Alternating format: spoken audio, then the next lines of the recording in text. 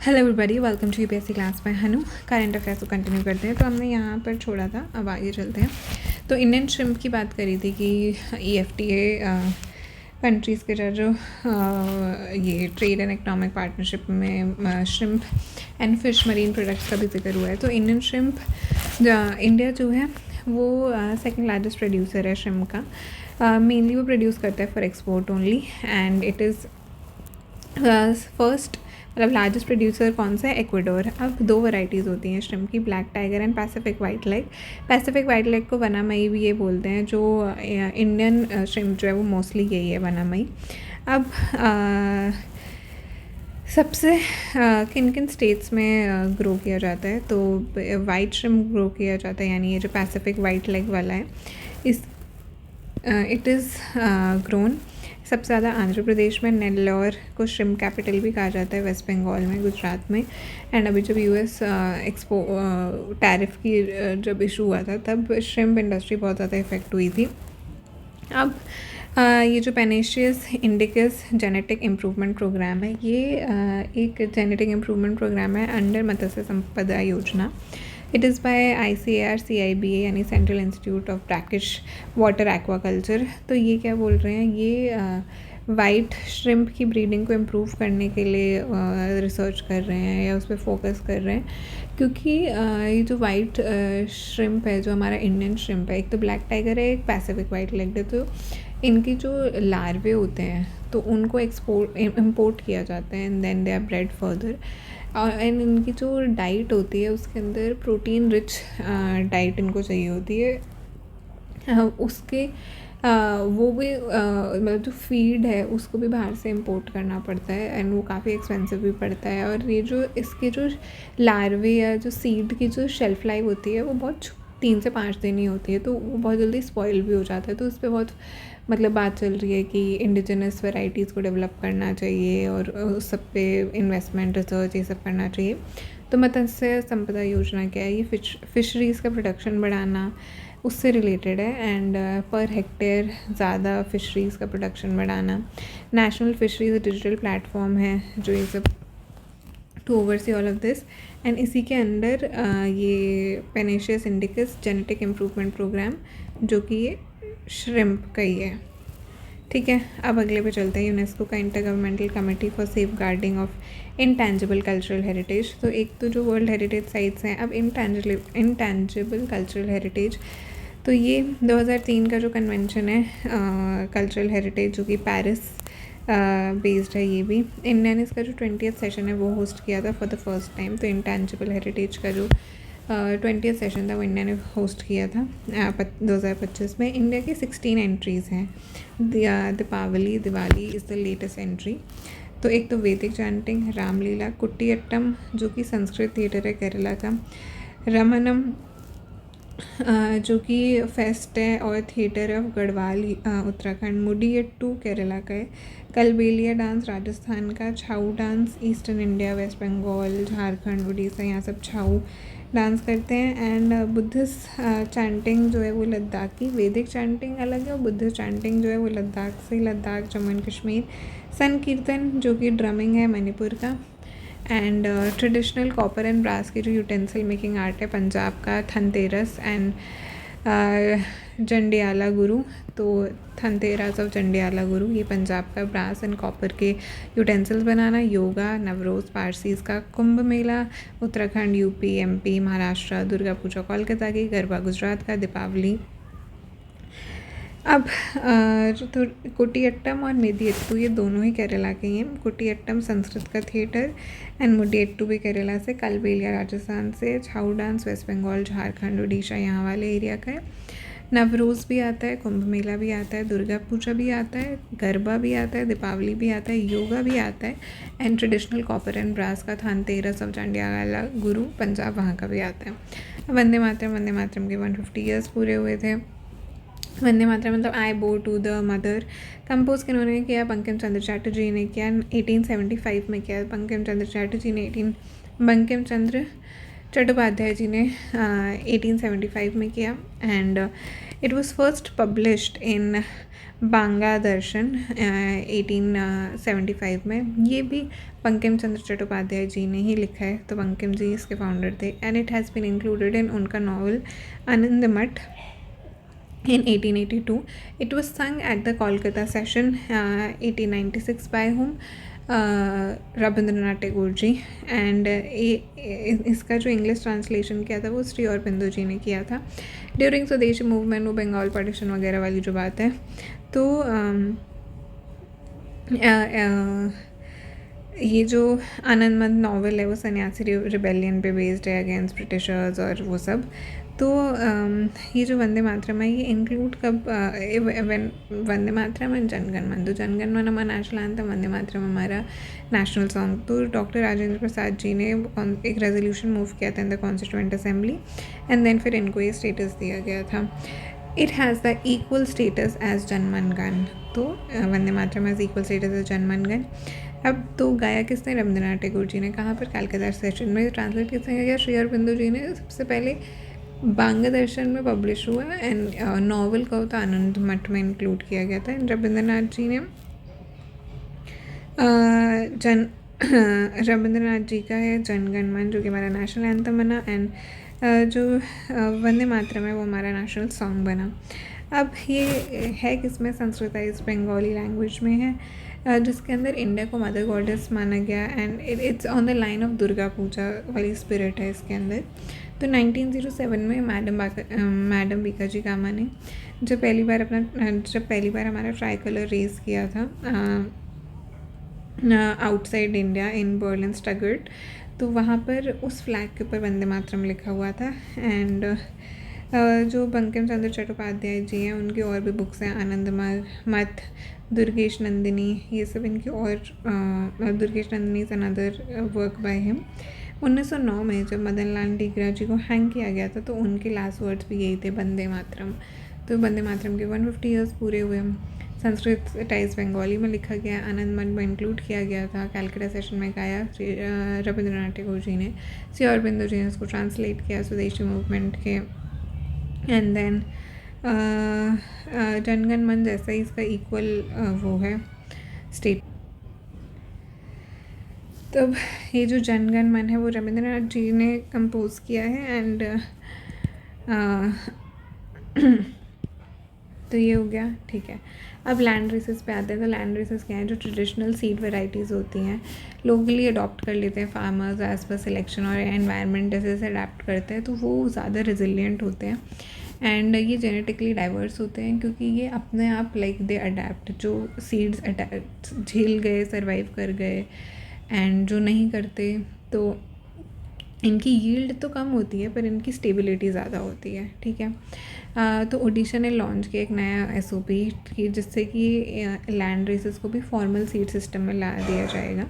अब इससे रिलेटेड एक एक्ट आता है PPV एंड FR एक्ट, यानी protection of plant varieties and farmer rights act 2001. Ministry of agriculture and farmer welfare के अंडर आता है. तो इसके अंदर एक कैटेगरी है सीड्स की, फार्मर वैरायटीज़.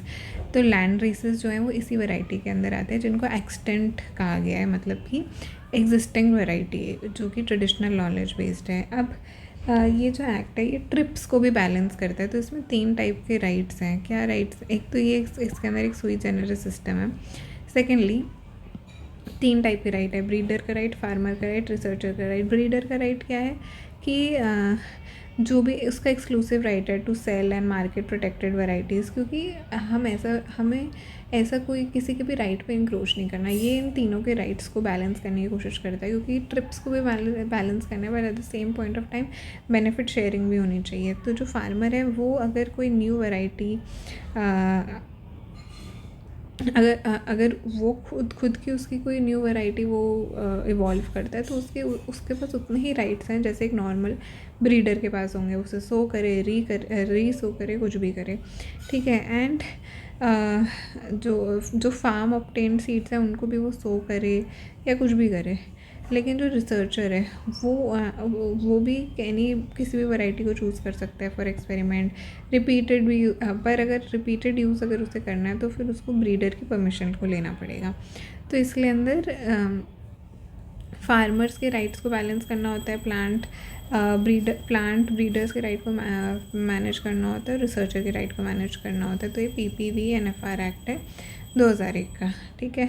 और हमें ट्रिप्स को भी मैनेज करने हो कि IP इंटेलेक्चुअल प्रॉपर्टी जो ब्रीडर के राइट्स है, बिकॉज हम साइंटिफिक इनोवेशन और इस सबको डिस्करेज नहीं कर सकते। अब हम आते हैं global biodiversity framework fund GBEF, जो कि कब इस्टेब्लिश हुआ था, COP15 में। एंड अब क्या बोलते हैं, ये जो फंड है ये ही Kunming Montreal biodiversity framework goals में यूज़ हो रहा है।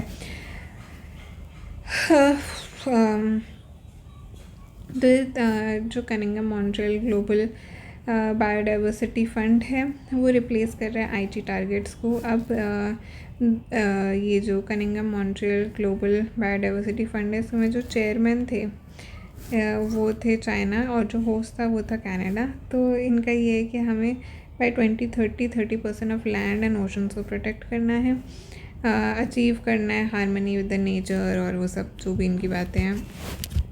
इंडिजिनस पीपल और लोकल कम्युनिटीज़ को भी इंक्लूड किया गया है।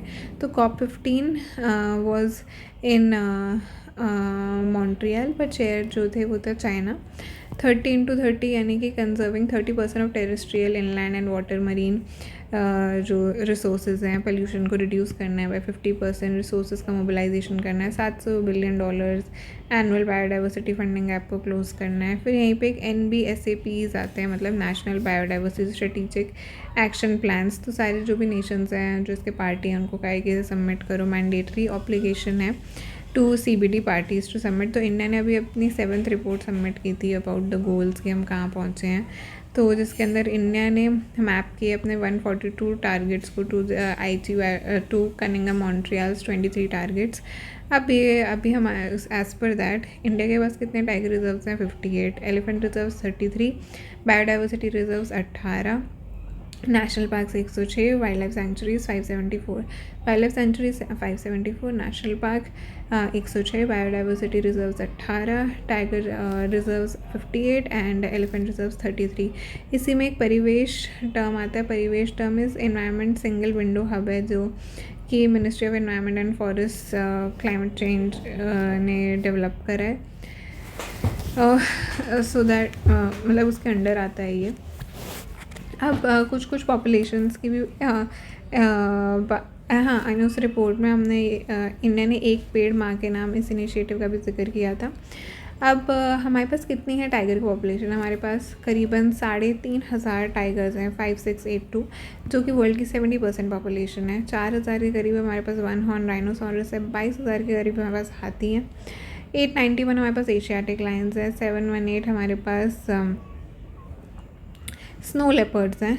और फिर एक प्रोजेक्ट डॉल्फिन का जिक्र किया था, फर्स्ट टाइम एवर पॉपुलेशन करी गई है डॉल्फिन्स की, और हमारे पास 6327 रिवराइन डॉल्फिन्स हैं, मतलब 22,000 के करीब हाथी हैं, 6,300 के करीब डॉल्फिन्स हैं, 3,500 के करीब टाइगर्स हैं, 4,000 के करीब वन हॉर्न राइनोज है, लायन सबसे कम है 891 लायंस हैं, 700 के करीब स्नो लेपर्ड्स हैं, डॉल्फिन्स 6,000 के करीब हैं, ठीक है। Tiger reserve 58, wild life centuries 106, wild life centuries 574, national parks 106, biosphere reserves 18, जिसमें से कि 12 मैप का हिस्सा है, UN के प्रोग्राम का हिस्सा है, एलिफेंट रिजर्व्स 33, टाइगर रिजर्व्स 58, सबसे ज़्यादा वाइल्ड लाइफ सेंचुरीज़ है हमारे पास 574। अब स्टबल बर्निंग इन इंडिया, तो UNFCCC COP30 बेलम ब्राज़ील में UNEP की एक रिपोर्ट है जिसमें India has emerged as an hotspot for methane emissions from crop residue burning. So India third largest methane emitter है आफ्टर चाइना एंड US। तो जो G20 countries हैं वो 65% एमिट करते हैं ग्लोबल एमिशंस। मेजर रीज़न इसका ये है कि हमारा जो है शॉर्ट टर्न अराउंड टाइम है between harvesting of kharif crops and sowing of rabi crops, तो इसलिए that's the prime reason behind जो हमारे इतने ज़्यादा मीथेन के एमिशंस होते हैं। अब इसके लिए एक स्कीम है, क्रॉप रेसिड्यू मैनेजमेंट स्कीम, हर चीज़ के लिए स्कीम है, जो दिक्कत सीधा scheme. So crop residue management scheme centre की जो बोलता है कि हमें स्टबल बर्निंग कम करनी है, ये राजस्थान, हरियाणा, पंजाब, यूपी वाले एरियाज़ में। तो इसके लिए सब्सिडी दी जाती है for in situ paddy straw machinery, जिससे कि स्टबल कम बचे। तो एक तो सब्सिडी उसके लिए कम दी जाती है, और एक एक्स-C2 कि आप उसे निकाल के उसे कैसे यूटिलाइज़ करो, तो इसके लिए क्रॉप रेसिड्यू मैनेजमेंट की सब्सिडी दी जाती है। तो मीथेन के हम थर्ड लार्जेस्ट एमिटर हैं आफ्टर चाइना एंड USA। ठीक है, अब मध्य प्रदेश जो है वो हाँ इंडिया का हॉटस्पॉट इमर्ज होकर आया for stubble burning for second year for the second time. 6 northern states हैं जहाँ ये मेजरली फिनोमेना देखा जाता है, मध्य प्रदेश, उत्तर प्रदेश, पंजाब, हरियाणा, राजस्थान, दिल्ली। और क्रॉप रेसिड्यू मैनेजमेंट की वो स्कीम बता दी। अब एग्रो फॉरेस्ट्री के चलते हैं। एग्रो फॉरेस्ट्री का मतलब लैंड को ऐसे यूज़ करना कि हम वुडी पेरेनियल्स ग्रो कर सकें अराउंड पैस्चर लैंड्स। ठीक है, जो पैस्चर लैंड्स हैं वहाँ पर हम वुडी पेरेनियल्स, श्रब्स, इन सबको ग्रो कर सकें। तो जो land neutrality, land degradation neutrality goal है, उसके लिए की टूल है ये UNCCT to combating desertification. And it is, ये जो पेड़ है ना, they are not treated as natural forest under forest conservation act 1980। And focus भी इसी पे है कि इनसे फॉरेस्ट का टैग हटा लिया जाए, on removing forest tag from farm grown trees, ताकि जो फार्मर्स ताकि उस मतलब उस टैग पे फोकस भी है कि इस इन पेड़ों से जो फॉरेस्ट का जो टैग है वो हटा भी लिया जाए, सो दैट फार्मर्स जो टिम्बर को ट्रांसपोर्ट करते हैं उनके लिए ईजी रहे। तो एक ग्रीन इंडिया मिशन है। क्या है ग्रीन इंडिया मिशन? कि हमें कार्बन के सिंक्स को बढ़ाना है और एमिशन को घटाना है। कार्बन सिंक्स कैसे बढ़ाएंगे हम? By maintaining forests. तो इट इज़ जो हमारा national action plan on climate change, उसके under this is one of the 8 mission: solar mission, water mission, Himalayan ecosystem preservation mission, sustainable agriculture mission, energy efficiency mission, green India mission. ये सब missions आते हैं under ये national action plan on climate change. फिर national agro forestry policy के बारे में बात करें तो India was the first country जिसने अडॉप्ट की नेशनल एग्रो फॉरेस्ट्री पॉलिसी, जिसके अंदर ये है कि हम ट्रीज़, क्रॉप्स, लाइफ स्टॉक, ये सब कुछ हम फार्मिंग लैंड पर ग्रो करें, ताकि हमारी प्रोडक्टिविटी भी बढ़े, फार्मर की इनकम भी बढ़े और सस्टेनेबिलिटी भी बढ़े। तो इसी के अंदर आता है हर मेद पर पेड़, मतलब जो एम्बैंकमेंट्स हैं, मेड जिनको कहते हैं, हर मेड पर पेड़, उस पर ट्रीज़ को उगाया जाए, इनकम बढ़े, हॉर्टिकल्चर वगैरह। तो ये एग्रो फॉरेस्ट्री हो गया, हर मेड पर पेड़ हो गया, ग्रीन इंडिया मिशन। ठीक है, अब मियावाकी मेथड पे आ जाते हैं। मियावाकी मेथड क्या है? Japanese scientist doctor Akira Miyawaki, उन्होंने ये मतलब करा है। He had devices method. इससे होता क्या है कि बहुत डेंस और फास्ट ग्रोइंग फॉरेस्ट जो हैं वो बनते हैं एंड ये बहुत जल्दी डेवलप हो जाता है, स्पेशली इन सिटीज़ जहाँ पे सॉइल डिग्रेडेड है, लैंड कम है, स्कैटर्ड है। तो वो बोलते हैं कि लोकल सैपलिंग्स को प्लांट करो और एक पर्टिकुलर लेंथ, हाइट के प्लांट करो, और फिर वैसे कटिंग करके वो कैनपीज़ करके बहुत जल्दी डेंसली ग्रो कर जाते हैं लिमिटेड स्पेस। एंड कॉम्पोस्ट बहुत ज़्यादा डाला जाता है ताकि फॉरेस्ट जैसा सॉइल मिमिक कर दिया जा सके। एंड इनकी density is greater than the normal forest. Local species का इनमें यूज़ किया जाता है, ये मेन बात है सिटीज़ के अंदर। फिर एक्वापॉनिक्स। एक्वापॉनिक्स क्या है? Aquaponics means aquaculture with hydroponics. Aquaculture मतलब एक्वेटिक लाइफ एंड जो एक्वेटिक लाइफ एंड टैंक्स, और हाइड्रोपोनिक्स का मतलब प्लांट्स जो पानी में ग्रो करते हैं।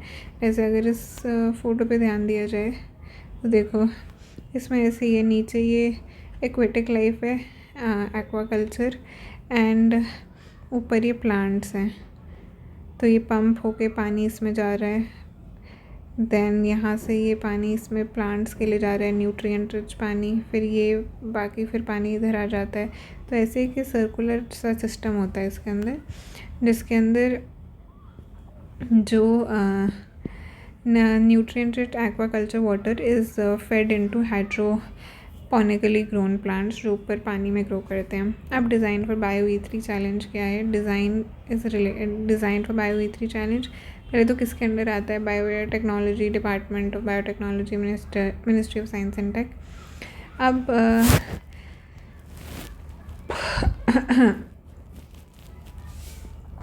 इसके अंदर 1 मिनट,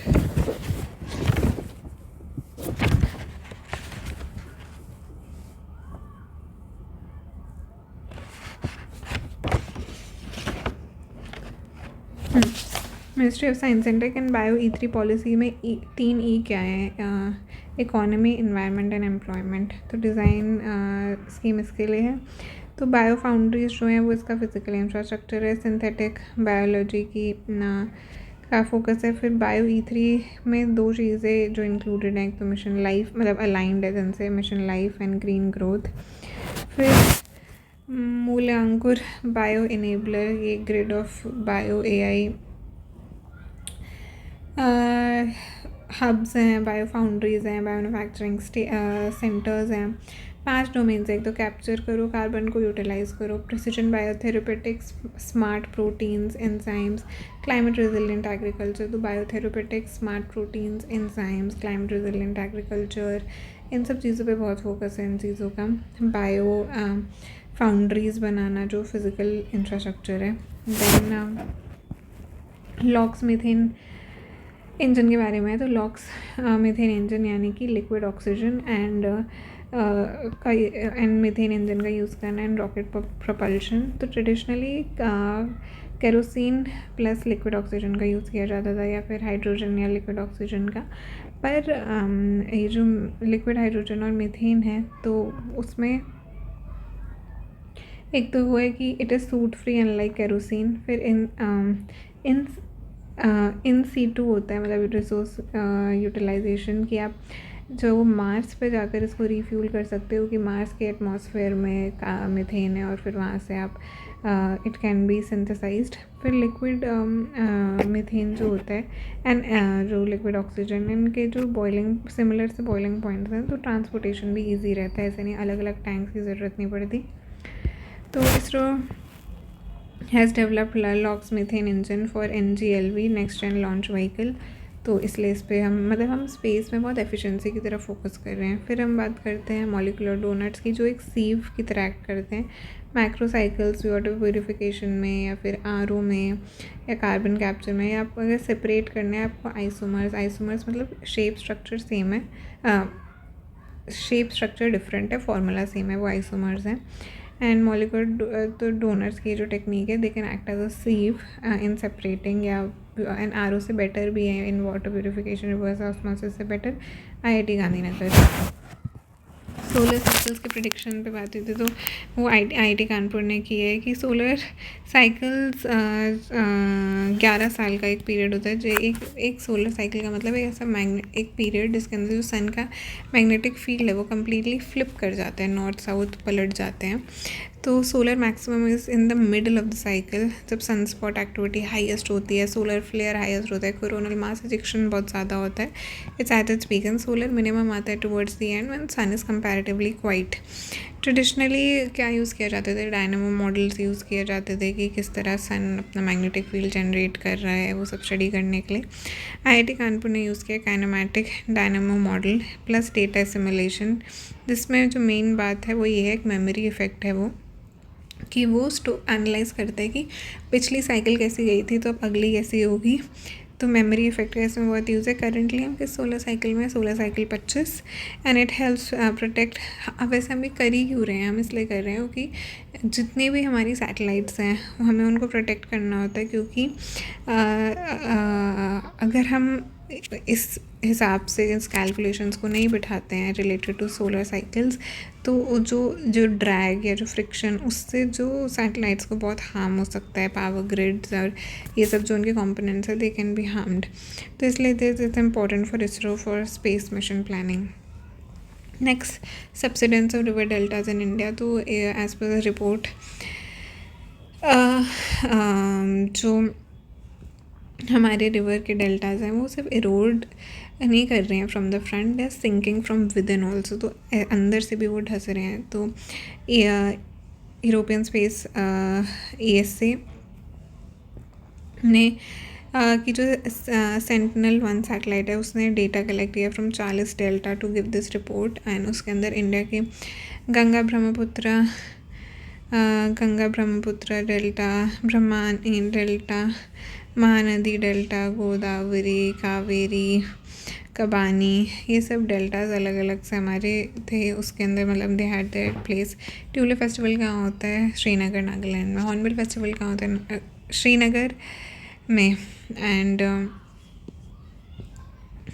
हॉर्नबिल फेस्टिवल कहाँ होता है? नागालैंड में। अब नंदा देवी, शिवालिक, जगलाड़की, ये सब क्या है? ये मर्चेंट शिप्स हैं, स्ट्रेट ऑफ हॉर्मुज से आ रहे हैं और एलपीजी लेकर आ रहे हैं। ठीक है। अब किलाड़ी एक्सकवेशंस किससे रिलेटेड, कहाँ हैं, क्या है इन सब का?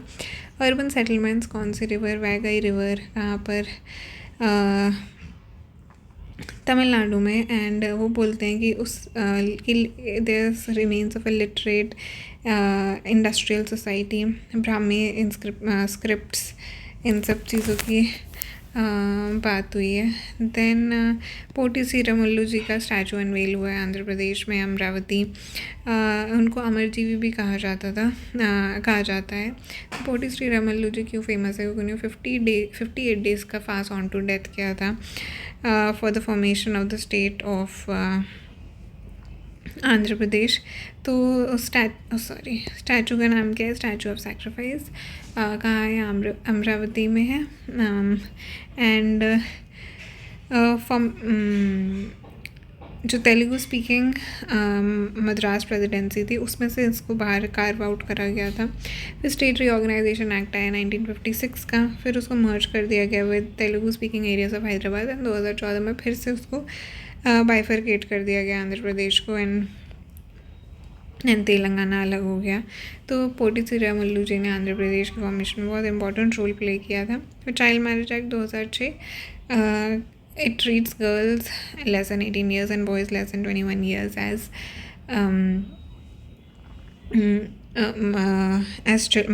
not as adults capable of marriage। और ये इसलिए था न्यूज़ में क्योंकि एक केस में सुप्रीम कोर्ट ने कहा है कि just on the basis of कि अभी the couple is living happily doesn't mean कि ये क्लॉज, मतलब डजंट मीन कि ये एक्ट एप्लीकेबल नहीं होगा। This act will be very much applicable कि they were not of the legal age at the time of marriage. ठीक है। अब वेला कार्ली क्या है? वेला कार्ली है क्रैब की स्पीशीज़। जैसे लास्ट टाइम टायरेंटोला पूछा गया था, तो वेला कार्ली क्या है? क्रैब की स्पीशीज़। कहाँ मिली है? साइलेंट वैली, केरला में। एंडेमिक है, फ्रेश वाटर क्रैब है ये, फॉरेस्ट स्ट्रीम्स में मिलता है इन सेंट्रल वेस्टर्न घाट्स। तो एंडेमिक है, फ्रेश वाटर, वेला कार्ली क्रैब स्पीशीज़। इसमें क्या है? गैंड्रोमॉर्फोपी है, मतलब क्योंकि individual exhibits both male and female characteristics. Is it a crustacean? It's a crustacean, and it's a rare phenomenon crustaceans, and इसमें गोनोपोड्स भी मिले हैं। तो क्रैब की स्पीशीज़ है वेला कार्ली। कहाँ मिलती है? सेंट्रल वेस्टर्न घाट्स में। कहाँ मिली है? साइलेंट वैली, केरला में। मेल एंड फीमेल दोनों की कैरेक्टरिस्टिक्स एग्जिबिट कर रहा है। It's a crustacean. कहाँ पाया जाता है? फ्रेश वाटर में पाया जाता है, नॉट ब्रैकिश, फ्रेश वाटर। ठीक है। साहित्य अकादमी अवार्ड्स, ये हमने पहले ज्ञानपीठ अवार्ड्स की बात की थी, तो वो हाईएस्ट लिटरेरी ऑनर है, सेकंड हाईएस्ट लिटरेरी ऑनर है। 24 लैंग्वेजेस में दिया जाता है, 22 रिकॉग्नाइज, 1 इंग्लिश, 1 राजस्थानी। एंड अभी नवतेज सरना जी के क्रिम्सन स्प्रिंग को दिया गया in English, who is a former diplomat. Union culture ministry के अंतर्गत आता है। क्या मिलता है इसके अंदर? कॉपर प्लैक मिलता है, शॉल, 1 लाख रुपए, ये सब। फिर नेशनल क्वांटम मिशन की बात करें तो नेशनल क्वांटम मिशन में 6,000 करोड़ रुपए अलॉटेड हैं। क्यूबिट क्या होता है? जनरली एक बिट एक ही स्टेट ले सकता है, 0 या 1। Qubit can take multiple states, and इसी multiple states, this is a very powerful thing of taking multiple states. फिर क्वांटम कंप्यूटर्स का डेवलपमेंट, हाई क्वांटम सेंसर्स का, high precision quantum sensors. Then हमने जो भी ये PM scientific technological innovation advisory council की बात की थी, जिनके which is headed by principal scientific adviser जो कि डॉक्टर अजय सूद हैं अभी। फिर क्वांटम टीचिंग लैब्स को अनवेल किया गया है at many institutes, then quantum materials. फिर इंडिया का जो फर्स्ट क्वांटम डायमंड माइक्रोस्कोप है वो IIT बॉम्बे ने डेवलप किया है, जो कि कंट्री का पहला पेटेंट होगा इन दिस एरिया, जो कि डायनेमिक मैग्नेटिक फील्ड इमेजिंग करता है, जिसमें वो मैप करता है मैग्नेटिक फील्ड को इन 3D लेयर्स। क्यों कर पाता है? क्योंकि डायमंड ये जो क्वांटम डायमंड माइक्रोस्कोप है, इसके अंदर जो डायमंड में नाइट्रोजन की वैकेंसी होती है उसकी वजह से ये जो नाइट्रोजन वैकेंसी के सेंटर्स होते हैं डायमंड, उस वजह से ये मैपिंग हो पाती है, मैग्नेटिक मैपिंग। देन तो हाँ, ये चीज़ एक इम्पॉर्टेंट है, qubit multiple states and then nitrogen vacancy centres in diamond. ठीक है। फिर इंडिया इंटरनेशनल साइंस फेस्टिवल 2025 का होगा पुणे में। 2015 में लॉन्च हुआ था, मिनिस्ट्री ऑफ अर्थ साइंसेस करती है, एग्जीबिशन होती है, लैब्स, बिजनेसेस। ये सॉरी, मेरा ये पेन या मेल फंक्शन कर रहा है बहुत, इसलिए राइटिंग इतनी ठीक नहीं है।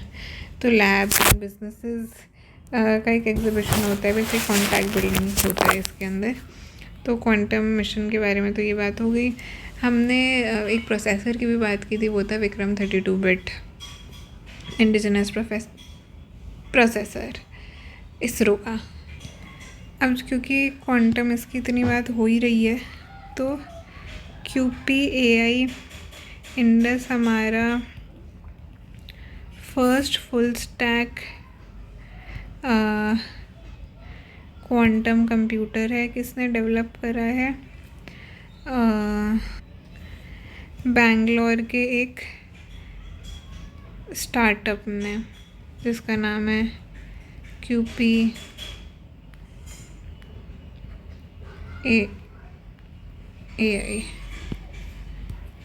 ठीक है, QPAI इंडस। अब गुड़ी पाड़वा फेस्टिवल, तो गुड़ी पाड़वा जो फेस्टिवल है महाराष्ट्र एंड गोवन है। It's the first day of lunar fortnight, और मतलब अमावस्या के बाद आता है। देन इट्स एक जो गुड़ी इस जो एक फ्लैग सा बनाते हैं बैम्बू से, एंड ये उस दिन का है कि इट्स जिस दिन श्री राम अयोध्या वापस लौट कर आए, उस दिन गुड़ी पाड़वा मनाया जाता है। या कहीं कहीं लोग कहते हैं कि ये शिवाजी की विक्ट्री, छत्रपति शिवाजी महाराज की विक्ट्री ओवर मुगल्स हैं, या फिर मतलब इसके बहुत अलग अलग रीजंस हैं। And it's the first day of Chaitra month and first day of new moon, वही। ठीक है।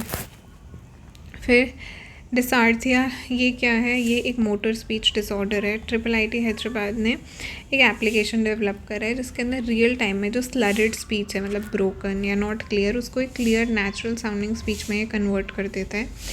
तो एंड इसके लिए इनको अनुसंधान नेशनल रिसर्च फाउंडेशन अवार्ड भी मिला था 2026 में। ठीक है। ANRF हाँ, अवार्ड भी मिला था 2026 के। एंड डायसार्थिया। ठीक है। अब TFFF का launch, tropical forest forever facility. Tropical forest forever facility कहाँ लॉन्च हुई थी? Belum, Brazil, COP30। वो बोलता है कि we have to compensate countries for preserving standing forest and not just for avoiding deforestation.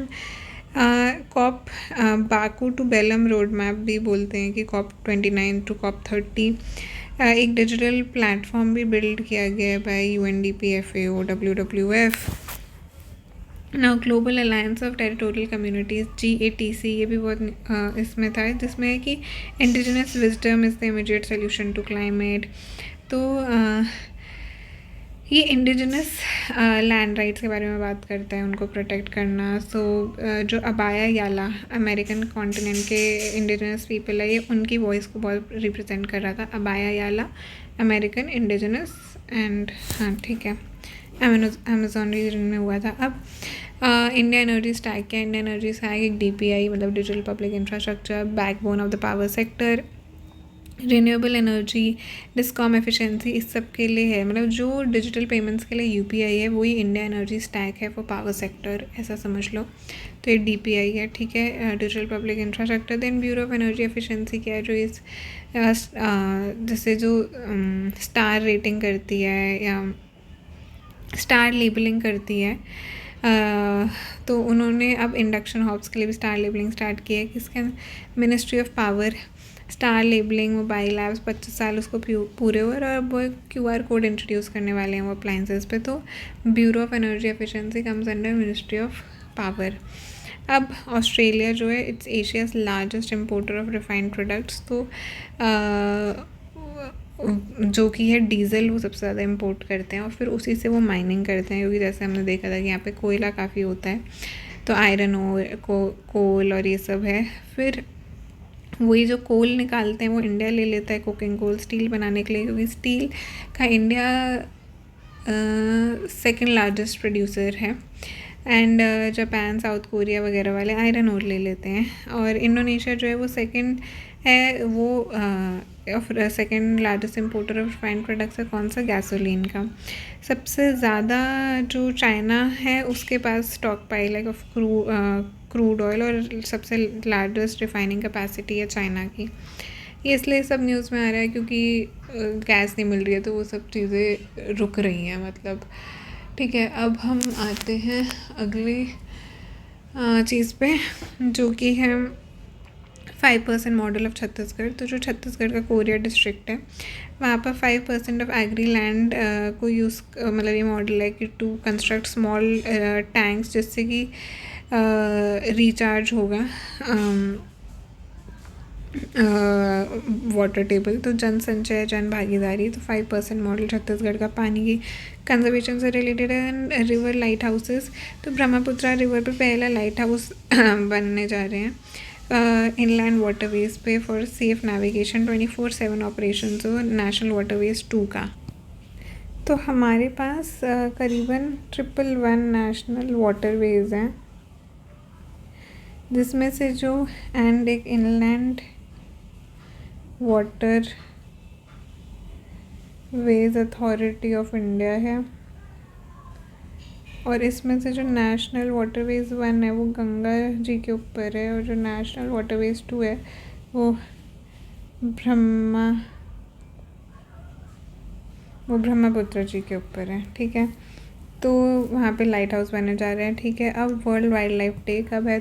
अब होता है 3 मार्च को, to commemorate the adoption of sites.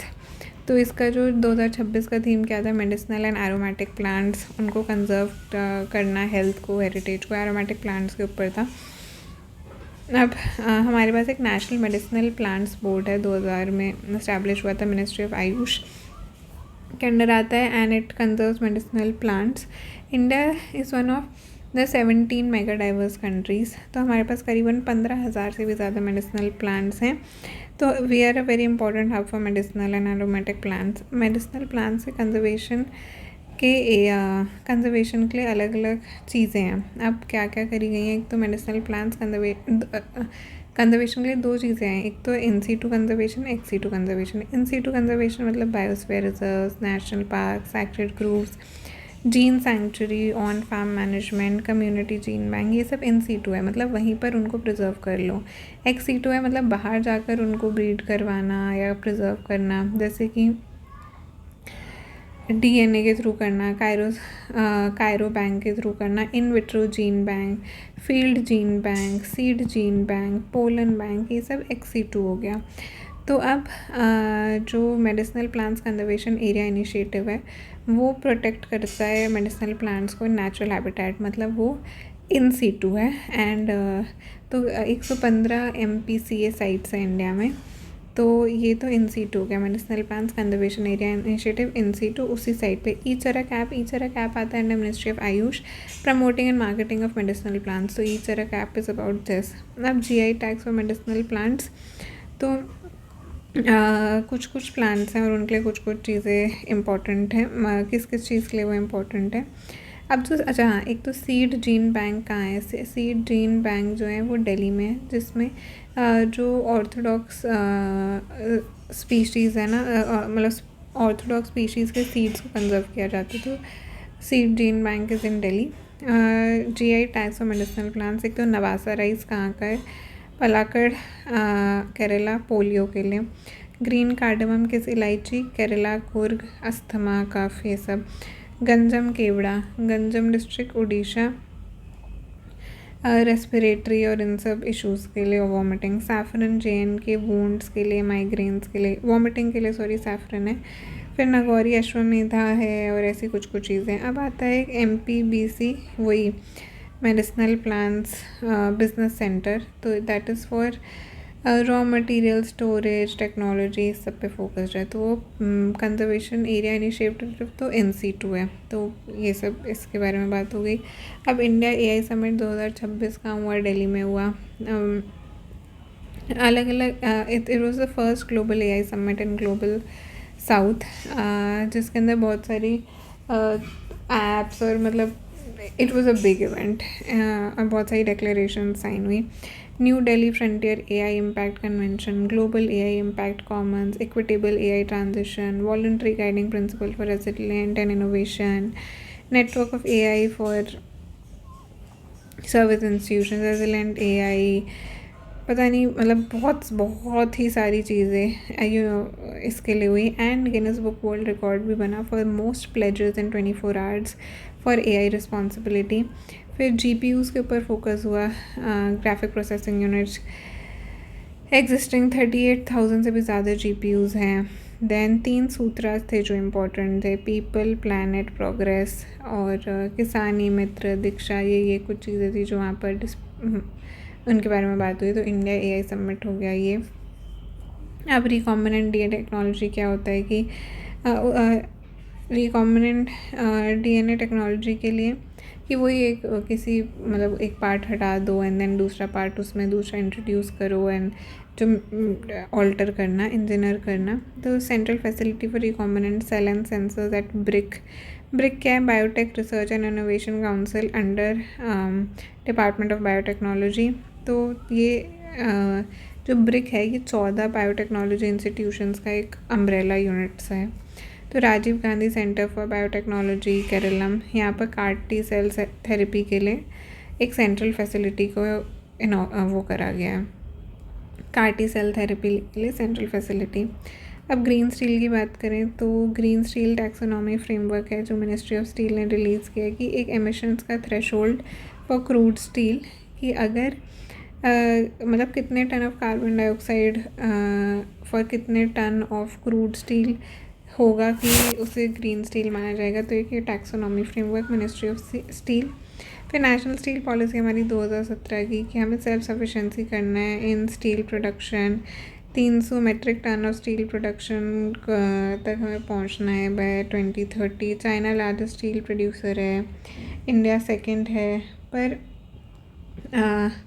And सबसे ज़्यादा इम्पोर्ट्स जो हम करते हैं वो हम चाइना से करते हैं। फिर स्टील का तो जिक्र आएगा ही जब भी हम स्टील का बात करेंगे। स्टील किससे बनता है? आयरन ओर से बनता है। रिड्यूसिंग एजेंट की ज़रूरत है, हाँ कोक इस द रिड्यूसिंग एजेंट जो हम ऑस्ट्रेलिया से कह रहे थे ना इम्पोर्ट करते हैं। अब basic oxygen furnace and electric arc furnace, ये सब ये जो भट्टी की चीज़ें हैं, जहाँ भी फर्नेंस ये सब चीज़ें आ जाए समझ जाओ कुछ स्टील की बात हो रही है। Basic oxygen furnace, electric arc furnace. अब ग्रीन हाइड्रोजन की बात करते हैं। ग्रीन हाइड्रोजन क्या है? ग्रीन हाइड्रोजन में कि hydrogen has been produced via electrolysis. अब इस फोटो पे अगर ध्यान दिया जाए तो एक रिन्यूएबल एनर्जी सोलर या विंड से एक सस्टेनेबल पावर का सोर्स होता है। अब उस एनर्जी से होता है इलेक्ट्रोलिसिस, वाटर मतलब एक इलेक्ट्रोलाइट सोल्यूशन से बिजली पास कराई जाती है, इलेक्ट्रोलिसिस होता है जिससे हाइड्रोजन इज प्रोड्यूस्ड। मतलब वो सोल्यूशन में स्प्लिट कर जाते हैं मॉलिक्यूल्स। फिर अब इस हाइड्रोजन को स्टोर किया जाता है एंड देन फिर इट्स यूज्ड फर्दर। तो ये तो क्या है green hydrogen? Green hydrogen is ऐसा हाइड्रोजन जो आपने फॉर्म किया जिसमें CO2 के एमिशंस नहीं हुए या विद इन लिमिट हुए। तो ग्रीन आप तभी कहोगे when the total emissions not more than 2 kg of carbon dioxide equivalent for every 1 kg of hydrogen. 2:1 का, कि 2 kg से ज़्यादा कार्बन डाइऑक्साइड नहीं होना चाहिए for 1 kg of hydrogen produce. अब वर्ल्ड हाइड्रोजन समिट कहाँ हुई थी? रॉटरडैम में हुई थी। उसमें पहली बार इंडिया का पेविलियन लगा 2024 में। देन ये आता किसमें? New and renewable energy. फिर इंडिया का क्या टारगेट है कि हमें 5 million metric tons of green hydrogen annually produce करने लगना है by 2030, 5 metric million MMT। National green hydrogen mission 2023 is a umbrella programme. इसमें ग्रीन जॉब्स, ग्रीन हाउस के एमिशंस को कम करना। अब साइट, शिप, ये सब इससे रिलेटेड ही है। साइट क्या है? Strategic intervention for green hydrogen transition. Ship क्या है? Strategic hydrogen strategic intervention for, मतलब ये पार्टनरशिप्स का है। शिप इज़ शिप यानी सेल करना है। सेल कैसे करोगे? मिलकर। Public private partnerships for research and development fund बनाना। तो जैसे लीप्स और लीड्स लॉजिस्टिक्स से रिलेटेड थे, वैसे साइट और शिप्स ग्रीन हाइड्रोजन से रिलेटेड हैं। ठीक है, अब ग्रीन हाइड्रोजन हब्स की बात करें तो 3 पोर्ट्स हैं। दीनदयाल पोर्ट जो हमने बात की थी, पारादीप पोर्ट, और VO Chidambaranar port, Tamil Nadu, Gujarat and Orissa. क्योंकि पोर्ट्स को ही हब माना जाता है जहाँ से चीज़ें ट्रांसपोर्ट होंगी।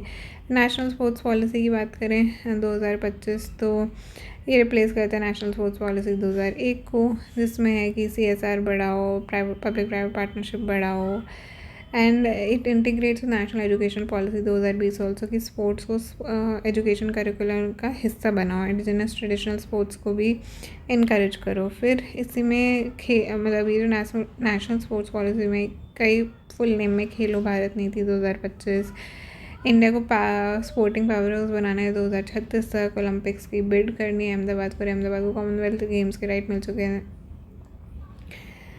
2030 के लिए। Then national sports governance act भी लाया गया 2025, जो ministry of youth and affairs and sports, वो बोलता है कि नेशनल ओलंपिक कमीशन बनाना, नेशनल पैरालंपिक कमीशन, जितनी भी सारी स्पोर्ट्स फेडरेशंस हैं उनकी मतलब एक नेशनल स्पोर्ट्स फेडरेशन पोर्टल बनाओ, ताकि जितनी भी स्पोर्ट्स फेडरेशन है अक्रॉस कंट्री उनका रिकॉग्निशन या जो भी चीज़ें हैं। एक ट्राइब्यूनल भी इस्टेब्लिश करते हैं डिस्प्यूट्स के लिए, national sports tribunal. National sports board बनाते हैं to give recognition to national sports bodies. ठीक है, अभी जो ग्रीन हाइड्रोजन में एक बात रहेगी कि जो ग्रीन हाइड्रोजन का सर्टिफिकेशन की जो अभी ये कर दिया गया है कि सर्टिफिकेशन पाना मैंडेटरी है। टू गेट अ सर्टिफिकेट, कौन सा? ब्यूरो ऑफ एनर्जी एफिशिएंसी, जो इसकी नोडल वो है, और ये किसके अंदर आएगी? Ministry of power. ठीक है, फिर नेशनल एजुकेशन पॉलिसी 2020 की बात करें तो वो बोलता है कि universal access of all levels of schooling, pre primary and grade 12, quality early childhood care between 3 to 6 years, क्योंकि 6 से 14 का तो है, तो 3 to 6 years। फिर establishes national mission on foundation literacy and numeracy. फिर परख is assessment centre, new assessment centre holistic development के लिए। Gender inclusion fund, special education zone, gross enrolment ratio को हायर करना है हायर एजुकेशन में 50%। ABC academic bank of credits, ABC rules, और किससे रिलेटेड है? स्ट्रे डॉग से रिलेटेड, एनिमल बर्थ कंट्रोल। फिर ये बोलता है कि achieving 100% youth and adult literacy, education में इन्वेस्टमेंट बढ़ाना है टू 6% ऑफ द GDP। ठीक है, 6% of the GDP, and national research foundation का सेटिंग अप। फिर वो चीज़ कंप्लीट हो जाती है जब हम 2030 में अनुसंधान NRF एक्ट ले आते हैं, जिसके अंदर एक mission for advancement in high impact areas है, जैसे कि EV missions, 2D innovation hub, Meditech mission, AI for science and engineering initiative, मतलब ये सब चीज़ें लाई जाती हैं। इसी में RDI स्कीम भी है, research development innovation scheme, private sector के लिए long term financing at lower rates. तो इसी अभी वो डिसार्थिया जो हमने वो पढ़ा था डिज़ीज़, जो स्पीच रिलेटेड, उसमें भी जो उनको अवार्ड मिला है वो यही कहा था ना कि अनुसंधान NRF अवार्ड उनको दिया गया था, मतलब रिसर्च वाली चीज़ें। अब देन नेशनल सैम्पल सर्वे की 75th एनिवर्सरी थी, एंड ये किसके who was behind it? PC Mahalanobis ji. 1950 में इसको सेटअप किया गया था, nation wide surveys to collect data on socio economic subjects. National sample survey comes under national statistics office, बहुत सारे सर्वेज करता है जो कि मॉस्पी के अंडर आता है। फिर ह्यूमन कंजम्पशन एक्सपेंडिचर सर्वे, फिर नेशनल इंडस्ट्रियल क्लासिफिकेशन, ये ये किसके अंडर आता है, ये भी मॉस्पी के अंडर आता है। 6 डिजिट कोडिंग कर दी गई है ताकि ग्रैनुलैरिटी इंप्रूव हो, better representation of emerging activities. And international big cat alliance, IBCA कब लॉन्च हुआ, 2023 में। कब, जब 50 ईयर्स ऑफ प्रोजेक्ट टाइगर पूरे हुए, PM मोदी ने इसको लॉन्च किया। हेडक्वार्टर्ड कहाँ है, इंडिया में। सारे UN members, range countries, non range countries, सब इसका पार्ट हो सकते हैं। पहले सिर्फ रेंज कंट्री हो सकते थे। किसके अंदर आता है, NTCA, ministry of environment, forest and climate change, और इसी के जो मिनिस्टर हैं वो इसको चेयर करते हैं। टेक्निकल नो हाउ वगैरह। कौन सी 7 बिग कैट्स हैं, टाइगर, लायन, प्यूमा, चीता, स्नो लेपर्ड, जैगुआर। जिसमें से टाइगर, लायन, चीता, स्नो लेपर्ड अपना हमारे यहाँ मिलते हैं, बाकी हमारे यहाँ नहीं मिलते हैं। अब ग्रेट इंडियन बस्टर्ड की बात करें तो great Indian bustard critically endangered है, राजस्थान का स्टेट बर्ड है। ग्रासलैंड्स में बहुत ज़्यादा पाया जाता था, अब ग्रासलैंड्स कंजर्वेशन की तरफ फोकस हो रहा था कि ग्रेट इंडियन बस्टर्ड को भी बचाया जा सके। कब ज़्यादा कहाँ मिलता है, डेजर्ट नेशनल पार्क में मिलता है, जैसलमेर। फिर घड़ियाल की बात करते हैं तो घड़ियाल क्या है, अभी गेरुआ रिवर जो कि दुधवा टाइगर रिजर्व का जो पार्ट है,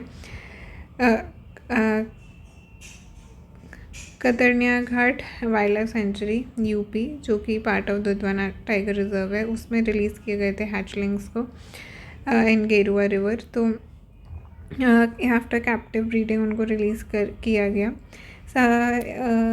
ये सबसे ज़्यादा मिलते हैं नेशनल चंबल घड़ियाल सेंचुरी चंबल में। एंड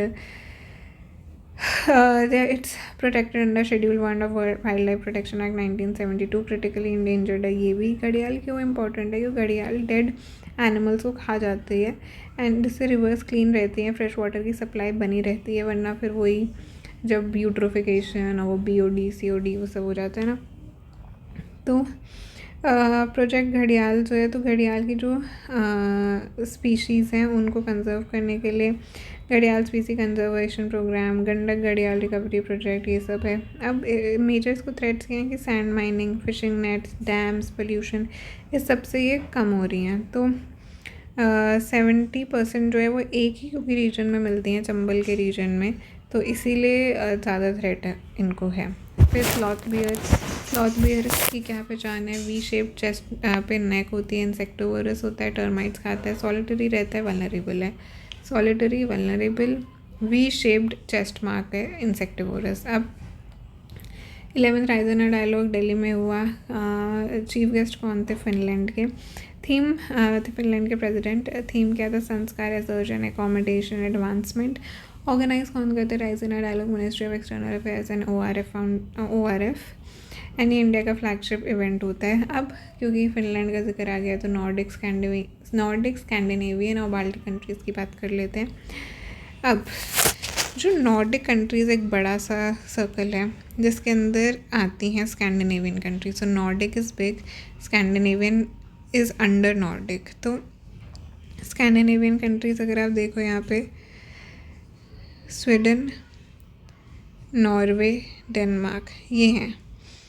अब जो नॉर्डिक कंट्रीज़ हैं वो इसमें आप आइसलैंड और फिनलैंड को जोड़ दो तो नॉर्डिक कंट्रीज़ बन जाएंगे। तो Finland, Iceland, Sweden, Denmark and Norway, यानी ये सब और आइसलैंड जोड़ दोगे तो बन गए आपकी नॉर्डिक कंट्रीज़। और सिर्फ स्कैंडिनेवियन चाहिए तो Sweden, Norway and Denmark. Scandinavian में वही S और N से याद कर लो कि स्वीडन, नॉर्वे, डेनमार्क, ठीक है। एंड बाल्टिक कंट्रीज़ कौन से, एस्टोनिया, लाटविया, लिथुआनिया, ठीक है। एस्टोनिया, लाटविया, लिथुआनिया, ये इधर नीचे 3 हैं जुड़ी हुई। तो ये है हमारी बाल्टिक कंट्रीज़, ठीक है। अब हम आते हैं वंदे भारत ट्रेन के ऊपर। तो वंदे भारत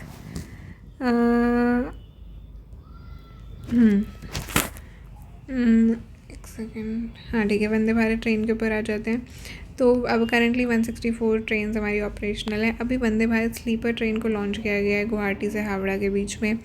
ये Vande Bharat train first industrially design and manufactured semi high speed train हैं, सेल्फ प्रोपेल्ड हैं, ये कवच इंस्टॉल्ड हैं, यूवीसी लैम्प्स हैं इनमें फॉर डिसइंफेक्शन। किसने बनाया? Integrated coach factory Chennai. तो ये वंदे भारत के बारे में बात हो गई। अब जो फर्स्ट ट्रेन थी वो दिल्ली वाराणसी थी। अब अप्रोप्रिएशन बिल अभी पास हुआ है 2026, इकोनॉमिक स्टेबलाइजेशन फंड जो भी हमने कुछ दिनों पहले बात की थी उसके बारे में। तो मनी बिल आर्टिकल 110 जो बोलता है कि अगर payment application of certain amount from consolidated fund of India for financial year 2025-26। हमारा बजट वैसे कितने अमाउंट का है? टोटल हमारा budget is of 53 lakh crore rupees and ये हम 2026-27 में स्पेंड करने वाले हैं 53 lakh crore rupees. Interest payments form 20% of the total expenditure and या दिस इज दिस। अब कवच के बारे में बात कर लेते हैं। कवच भी इंडिजिनसली बिल्ड है। ATP automatic train protection system है for zero accidents on railways. किसने डेवलप किया है? And it's developed by SIL4 यानी safety certification of highest standard. Automatic braking हो जाती है कि अगर स्पीड लिमिट क्रॉस रीच होने लगे तो। एंड RFID टैग्स हैं थ्रू आउट ट्रैक लेंथ और ऑप्टिकल फाइबर केबल्स भी हैं along the track. Signal passing dangers उसमें भी कवच काम आता है। It has been developed by रॉसो research design and standards organisation, research design and standards organisation जो कि इंडियन रेलवेज़ का एक विंग है which comes under ministry of railways. तो ये कम्प्लीटली इंडिजिनस है कवच। फिर हम बात करते हैं aqua life conservation monitoring centre for Ganga and other reverse. ये कहाँ पर लॉन्च हुआ है? ये कब लॉन्च हुआ? ये जब अभी wild life institute of India कहाँ पर है? देहरादून में। तो वहाँ पर इसको लॉन्च किया गया है for monitoring of riverine and associated fresh water biodiversity under मतलब नमामि गंगे मिशन और वर्ल्ड और wild life institute of India ने मिलकर aqua life conservation and monitoring centre for Ganga and other rivers launch किया। इसमें लैब्स हैं for ecotoxicology, aquatic ecology, micro plastics, इन सब पे फोकस है। डॉल्फिन रेस्क्यू एम्बुलेंस इनॉग्रेट की गई। अब इंडियन स्किमर कंजर्वेशन प्रोजेक्ट। तो इंडियन स्किमर क्या है? एक बर्ड होती है, बर्ड है ये project is by home Bombay natural history society, किसी और का नहीं है, Bombay natural history society. Bombay natural history society में आता है skimmer. Then skimmer is a rare bird. फिर टर्टल कंजर्वेशन प्रोजेक्ट। तो ऑलिव रिडली एक टर्टल हमें पता है, पर ये इधर इसकी बात नहीं हो रही। इधर है narrow headed soft shell turtle in middle Yamuna and red crown roof turtle in upper Ganga. तो इनको रीइंट्रोड्यूस किया गया। तो narrow headed soft shell turtle and red crown roofed turtle. तो ये हेड की जहाँ बात हो रही है, शेल की, हेड की, ये टर्टल्स हैं। गंगा पहरारीज मतलब जो पहरा कर रहे हैं, गार्डियंस ऑफ गंगा, वॉलंटियर्स हैं from local communities. They have been trained by wild life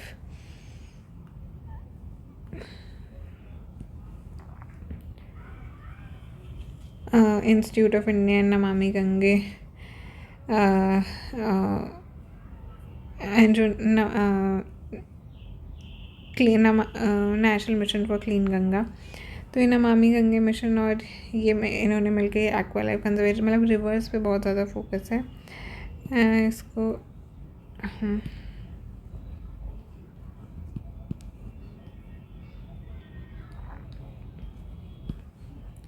natural history society, ये अलग अलग टाइप के ट्रेड एग्रीमेंट्स हैं, इनको हम कल करेंगे।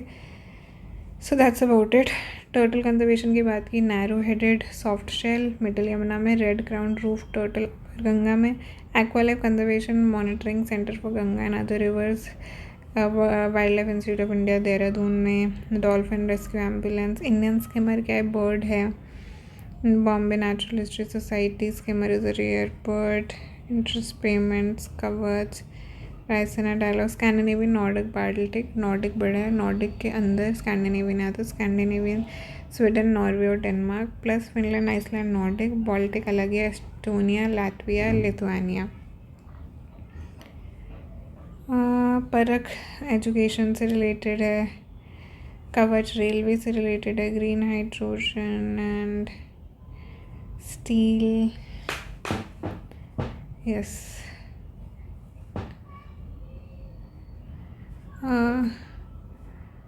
Okay, that's it.